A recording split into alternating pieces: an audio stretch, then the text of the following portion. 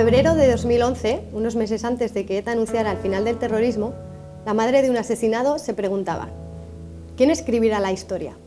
¿Dejaremos que sean quienes mataron a Jorge los que la escriban? Con estas palabras, la mujer aludía a una cuestión central tras el cese de los atentados, la del relato. Un relato es una narración ordenada de unos hechos. Y en este contexto concreto nos referimos al relato histórico en torno a la violencia terrorista.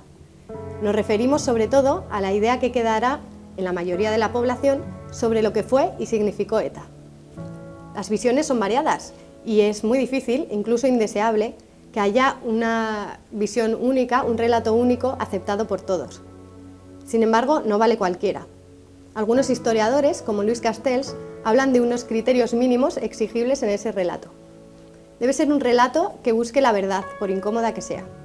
Debe ser un relato riguroso y que aporte datos contrastables.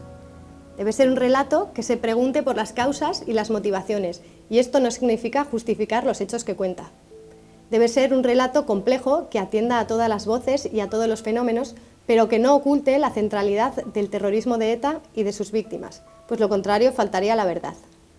Debe ser un relato también que combine la explicación de los hechos y los contextos con la perspectiva personal. Poner nombres y apellidos a la historia ayuda mucho a entender lo ocurrido en su verdadera dimensión. En este caso, la historia de las víctimas es imprescindible para entender lo ocurrido.